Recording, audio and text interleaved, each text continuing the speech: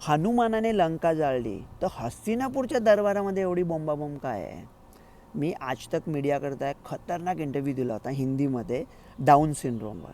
तो मी शोधत होतो यूट्यूबवर काय इंडियन मीडिया काय म्हणते. काय नाही हो, सगळं इराण युद्ध.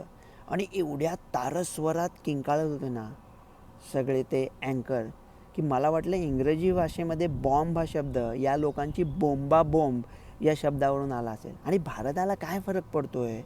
तुम्ही म्हणाल असं कसं?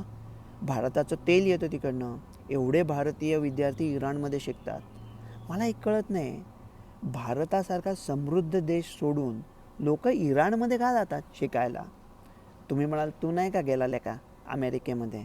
काय राव, इराणाच्या दुकानात चहा पिणं आणि ताजमध्ये बफेला जाणं सेम का? उद्धटपणा होतोय थोडा, लेकिन बराबर बोला की नाही.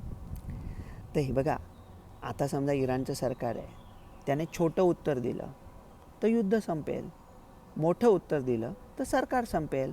मग नवीन सरकारबरोबर बघूया. मला या भारताची सध्याची मुत्सद्देगिरी खूप आवडते. म्हणजे ते मुद्दाम म्हणून तसं करतात का चुकून तसं होतं देव जाणे. पण बोंबलायला तुम्ही काय बोलताय तेच लोकांना कळलं नाही तर तुम्ही काय चुकीचं बोलताय ते कसं कळणार? तर आता भारत पाकिस्तानमध्ये म्हणे ट्रम्पने समझोता केला होता, तर भारताने खडसावून बजावलं ट्रम्पला की तू फोन केला नव्हतास. कुठल्या भाषेत बजावलं कोणास ठाऊक, कारण तो फोन कॉल झाल्यानंतर 2 मिनटात ट्रम्प बाळ येऊन परत मला नोबेल प्राईज हवंच असं म्हणालं. भारताने मस्त केलं. खरं सांगायचं असतं तर त्यांनी ट्विट केलं असतं, ॲट रिअल डोनाल्ड ट्रम्प असं सांगून टाकलं. म्हणजे काय, सांगून पण झालं आणि सांगितलं पण नाही. आता पाकिस्तान कसं कचाट्यात सापडतं बघा, कारण त्यांनी ऑलरेडी इराणच्यावर जो हल्ला झाला आहे त्याचा निषेध केला आहे. त्याच्यामुळे गेल्या 2 महिन्यात त्यांनी जे कमावलं ते सगळं आता गमावून बसतील. त्याच्यापेक्षा आपलं बेस्ट आहे. खरंच मला आवडतं.